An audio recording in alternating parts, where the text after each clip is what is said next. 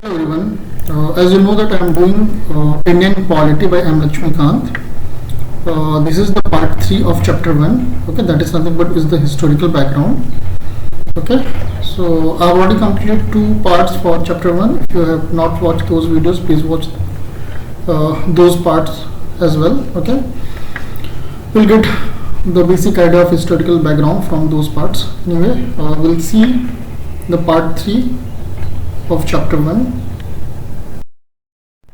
Okay, so see, till the last class we have seen the company rule. Okay, till the act of 1853, but now from this lecture we'll see the crown rule. Okay, so from 1858 to 1947 there was no direct rule of the crown. Okay, so earlier the company was ruling, but from 1858 onwards, as you know that in 1857 there was the revolt of 1857. So after that there was the big mismanagement with the company. So what British government did, they actually took over the company, and they have actually took all the control from the company. Okay, so from 1858 the crown rule started. Okay, so in this crown rule the first act is nothing but is the Government of India Act 1858. Okay, so we'll see some of the features of this Government of India Act of 1858. Okay, so we'll read these texts and we'll try to understand what this act is saying. Okay, as I have already mentioned that this will be nothing but this lecture will contains the entire text of M. Lakshmikant. Okay, so you'll get a lot of text in the slides, but don't worry, I will try to explain each and everything so that what happened, once you can read the book, later no need to read the book because it's a bulky book and it takes time. Okay, so after reading once, you can simply watch these lectures because a single text you're not going to miss from the book if you're watching this series. Okay, anyway, since this is the initial lecture, so I'm telling again and again. So those who are following me, for them actually is not required to tell again and again. Okay, so after few classes I will stop saying this and you can simply watch these lectures. Okay, anyway, we'll see some of the features of Government of India Act 1858.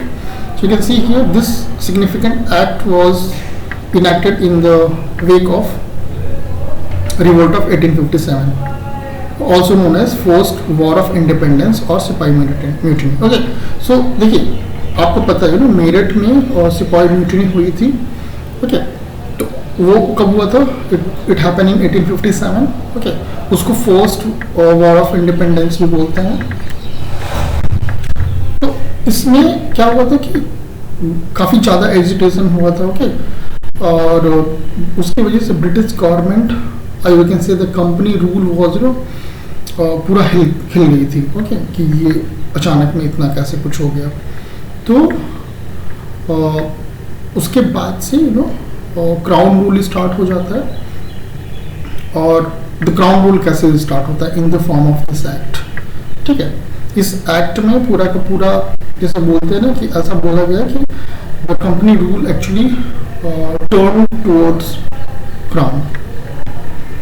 Okay, so the act was known as Act of Good Government of India, abolished the East India Company and transferred the power of government territories and revenue to the British Crown.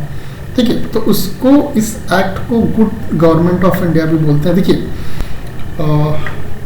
जब company rule था तो वो जो भी act लाते थे वो अपने फायदे के लिए लाते थे. यानी ये सारे act was also for them only, but इसके थ्रू वो थोड़ा सा जैसे बोलते हैं ना कि थोड़ी सी अच्छी चीज़ें करना शुरू कर दिए थे. उससे हमें ऐसा लगे कि they are actually doing the good governance, but ऐसा कुछ भी नहीं था. They have not done anything good, but they try to say that they are doing good governance. So they have actually, with this act, they have abolished the East India Company and transferred all the power of government, और जो भी company के powers थे उसको with respect to territories, revenue, सब कुछ जो है ट्रांसफर कर दिया गया ब्रिटिश क्राउन को. Okay, so this is little bit about the basic of Government of India Act 1858. Now will see the features.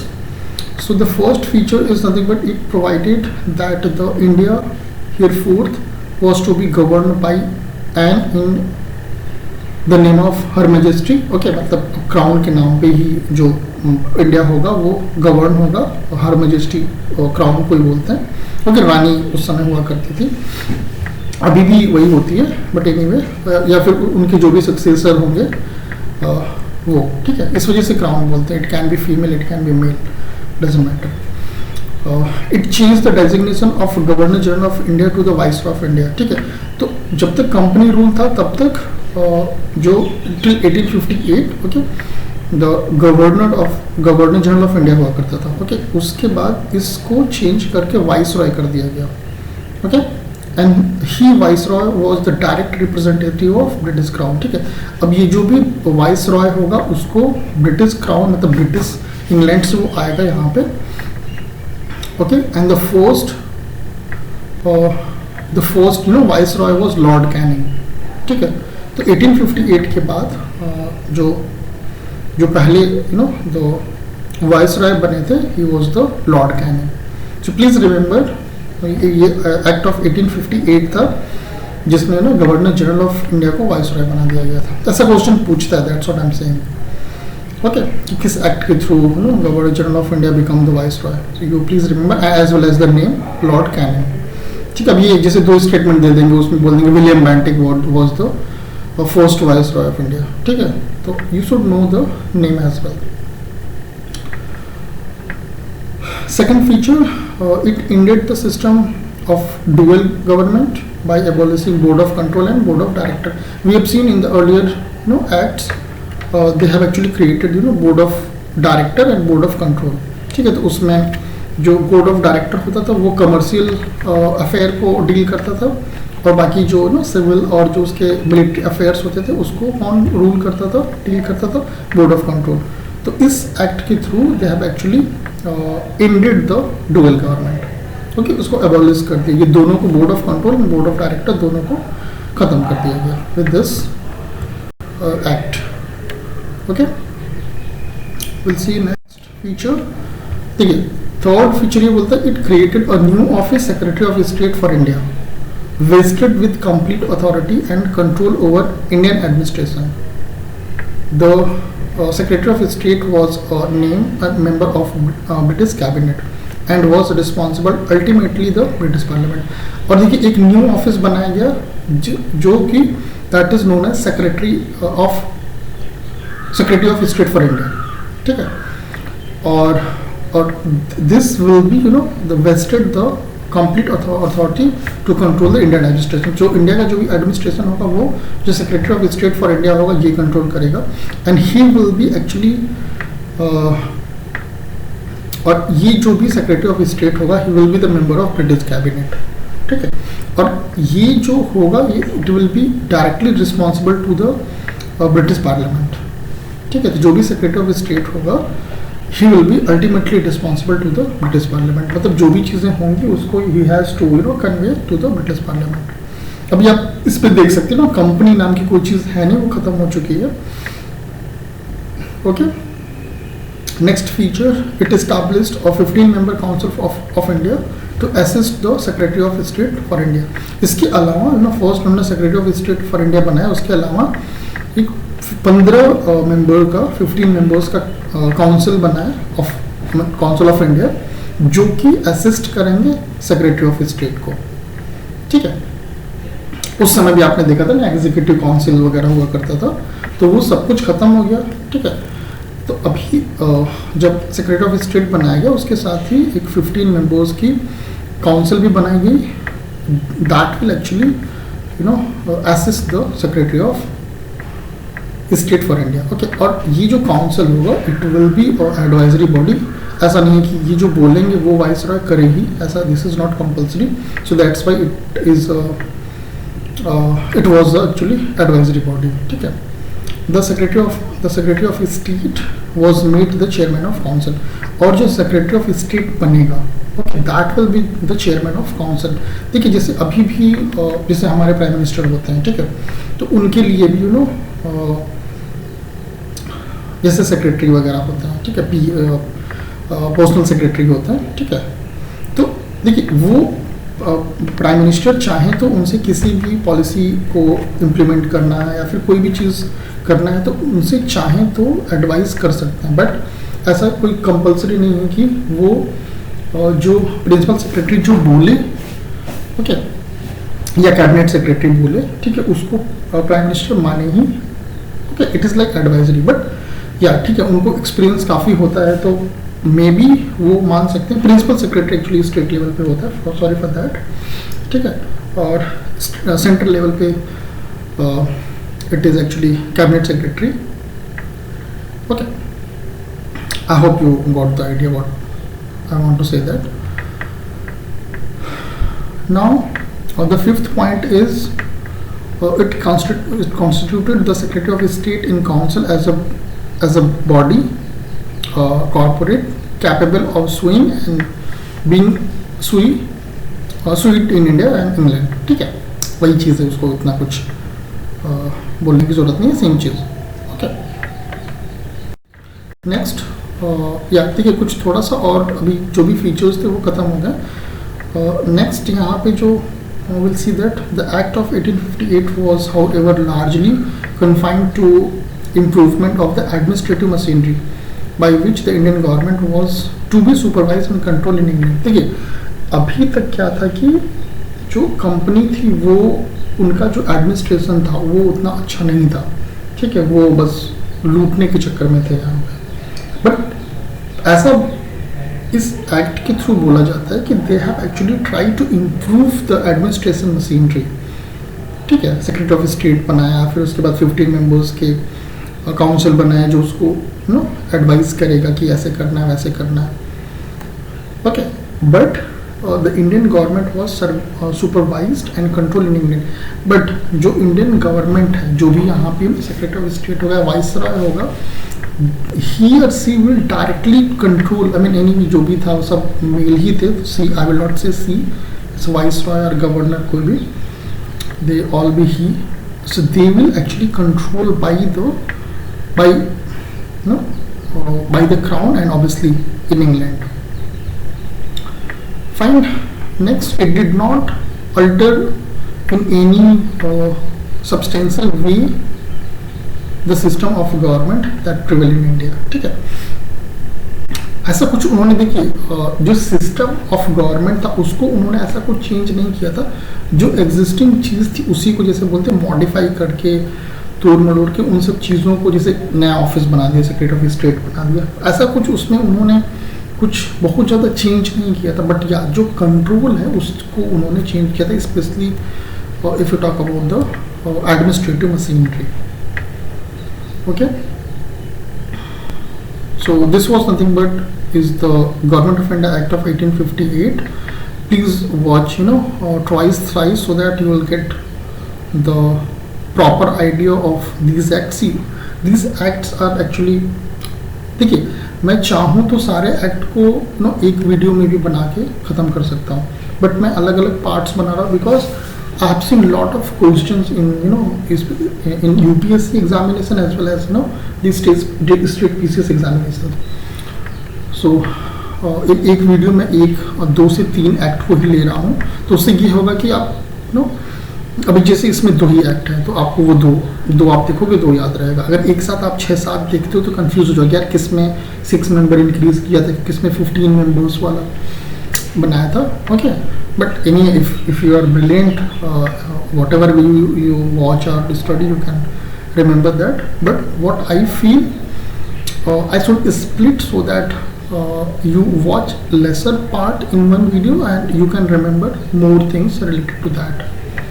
Okay, next, देखिए अभी तक वो जो था हमारा द कंपनी रूल था, फिर गवर्नमेंट ऑफ इंडिया एक्ट आया, इसके बाद देखिए इंडियन काउंसिल एक्ट्स, ठीक है, जो हमारे काउंसिल हुआ करते थे उससे रिलेटेड कई एक्ट्स आए, ठीक है, तो that is known as Indian council acts. So will now onwards will see the Indian council act. उसके बाद होगा government of India act 1935 and Indian Independence Act 1947. So these are the acts which we have to see. Okay, so we'll see after the Great Revolt of 1857, the British government felt the necessity of seeking the cooperation of Indians in the administration of their country. देखिए अभी तक जो भी उनके councils वगैरह होते थे उसमें ज़्यादातर ब्रिटिशर्स ही होते थे, ठीक है, बट उनको 1857 के बाद जैसे आपने देखा ना पिछले वाले में वो बोलते हैं कि it is of good governance, ठीक है, तो ठीक है, let's say it was the good governance. तो उन्होंने क्या किया, they actually also started adding to the Indians in the council,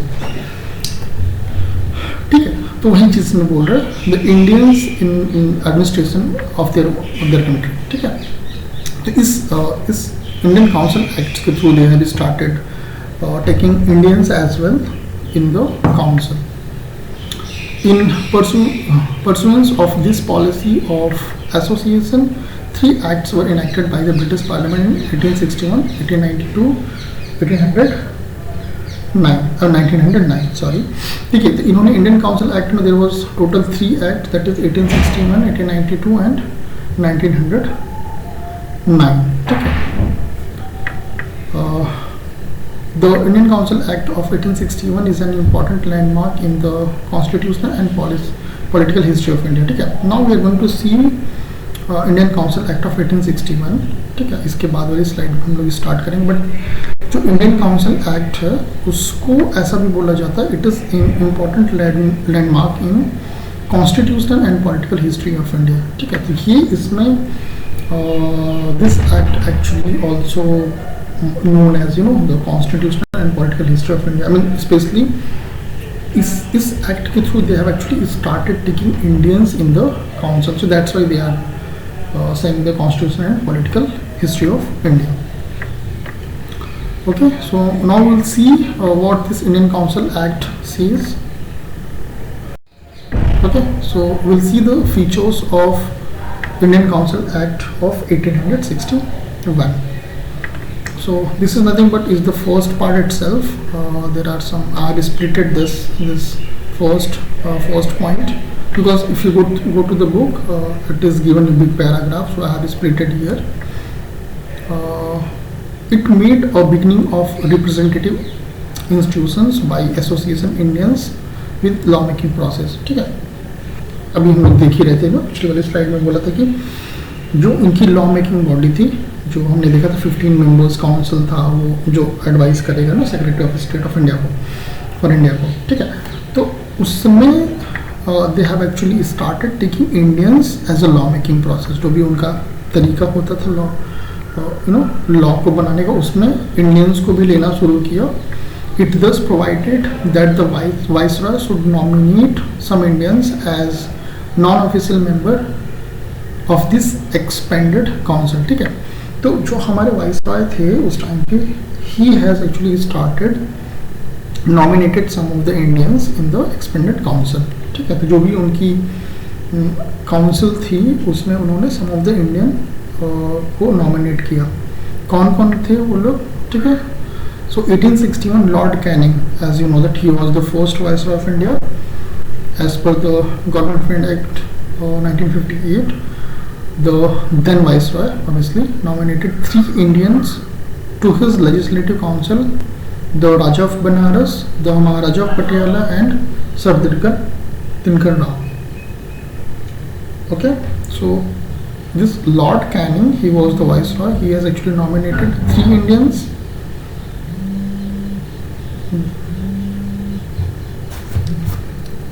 Okay. Who was 3 Indians which he has added in the legislative council: the Raja of Banaras, the Maharaja of Patiala and Sir Dinkar Rao. So please remember these names. I have make it bold and red color. They can ask you in the match list I will not say match list but statement kind of, एक किसी को change कर देंगे, नाम बदल देंगे, फिर पूछेंगे कि कौन कौन को ऐड किया गया था. सो please remember Raja of Banaras, the Maharaja of Patiala and sir Dinkar Rao. Okay, next point, it initiated the process of decentralization by restoring the legislative powers to the Bombay and Madras presidency. हम लोग इससे पिछले वाले एक्ट में देखे थे कि जो जब उन्होंने गवर्नर जनरल ऑफ बंगाल को गवर्नर जनरल ऑफ इंडिया बनाया था, तो उन्होंने क्या किया था, जो बॉम्बे प्रेसिडेंसी, बॉम्बे और मद्रास प्रेसिडेंसी थी, उसके गवर्नर्स को उसका सबऑर्डिनेट बना दिया था. बट इन्होंने क्या किया था, वो उस एक्ट के थ्रू क्या किया था, सेंट्रलाइज करने की कोशिश की थी. बट इस एक्ट में जो लोकल पॉलिसी मेकिंग है, जो लोकल एडमिनिस्ट्रेशन है, उसको रिस्टोर किया. That's why it says the decentralization. ठीक है, तो जो बॉम्बे और मद्रास प्रेसिडेंसीज थी उसको रिस्टोर किया और उसके जो लेजिस्लेटिव पावर्स थे उसको भी वापस दे दिया विद दिस एक्ट. ठीक है, it thus reserved the centralizing tendency that is started from the Regulating Act of 1773 and reach its climax under the Charter Act of 1833. ठीक है, तो वही चीज़ बोल रहे कि जो इन दोनों एक्ट के थ्रू जो स्टार्ट हुआ था और पीक पे गया था, उसको इन्होंने रिस्टोर किया with this act. That you can see here. This policy of legislative devolution resulted in grant of almost complete internal autonomy to the provinces in 1937. ठीक है, till 1937 जो भी जो provinces थे उनको ऐसे बोलते हैं ना, कंप्लीट ऑटोनॉमी दे दी उनको. इलेक्शन होते थे उनके विधायक जो एमएलएज होते थे वो चुन के आते थे, जो उनकी लोकल लेजिस्लेटिव असेंबलीज वगैरह हुआ करती थी. तो in 1937 actually they have actually done the complete, you can see here, devolution. ठीक है, मतलब उनको complete autonomy दे दिया गया था, internal autonomy with this act. Okay, that's why it is known as the political revolution with this act they have done. Okay,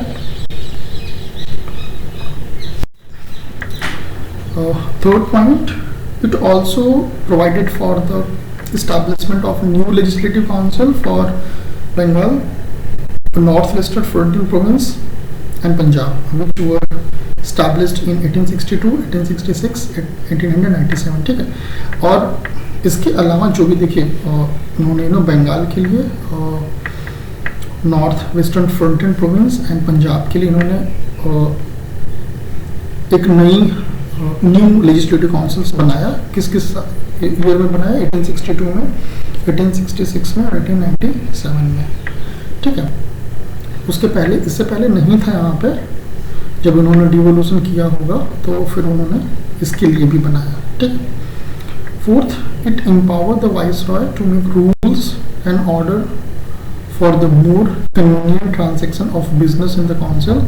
It also give recognition to the portfolio system introduced by Lord Canning in 1859.